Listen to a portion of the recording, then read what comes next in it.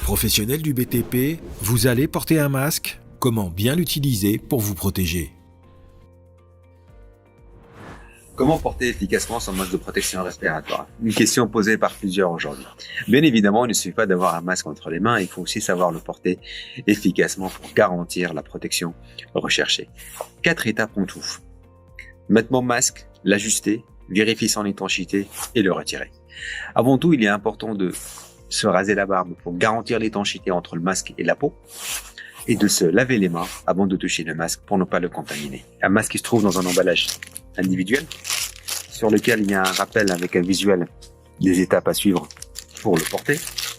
À l'intérieur, il est obligatoire de trouver le type de masque. Là, nous sommes sur du FFP3 et vers l'arrière, on trouve un marquage qui donne la date d'opération du masque. Donc, je vérifie l'état des 2 bandes élastiques, les points d'attache. Même s'il est neuf, on ne sait jamais dans quelles conditions il a été stocké. S'il y a des soucis, c'est mieux de les découvrir avant que après le port. Ensuite, je repère facilement le haut du masque avec la barrette nasale, doit être au niveau du nez, et le bas au niveau du menton. À partir du moment où il est ouvert, il est exposé à son environnement, donc il faut surtout pas le toucher à l'intérieur pour éviter de le contaminer, et il faut le porter très rapidement. Pour cela, il faut mettre le niveau du menton, le plaquer contre le menton et tirer les élastiques vers l'arrière. Il y a 2 bandes. Une bande première bande qui doit se positionner en haut de la tête, la deuxième au niveau du bas. Donc mon masque est mis. Deuxième étape maintenant, c'est vérifier l'ajustement. Ça consiste d'abord par étirer au niveau du menton.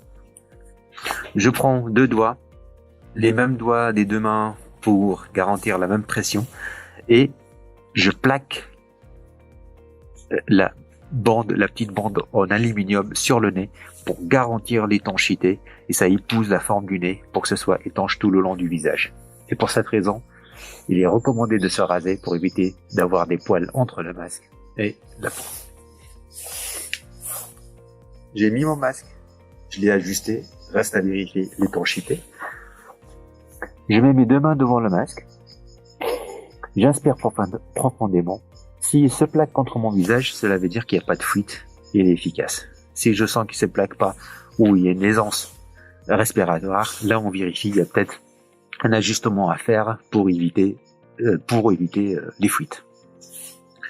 Donc maintenant, il est étanche. Reste à vérifier si je suis amené à porter d'autres EPI, notamment des lunettes de protection. Donc je vérifie que les branches de mes lunettes de protection n'interfèrent pas avec l'élastique pour éviter donc une gêne et éviter d'abîmer aussi les bandes élastiques. Donc je fais cette vérification des 2 côtés.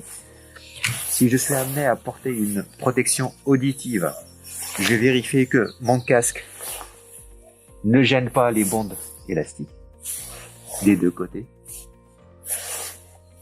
Et si je suis amené à porter un casque de protection, je vérifie que au moment de mettre le jugulaire, donc je vérifie que ma jugulaire n'interfère pas avec les bandes et que les bandes ne sont pas gênées par les composants du casque, que ce soit la coiffe ou la volette, si elle existe, pour éviter que l'une des 2 bandes soit cassée à cause d'un frottement sur une surface tranchante. Donc maintenant, il me reste de le retirer. Pour le retirer efficacement sans risque, on va chercher les élastiques vers l'arrière. Je regroupe les 2 à la fois et je tire vers l'avant.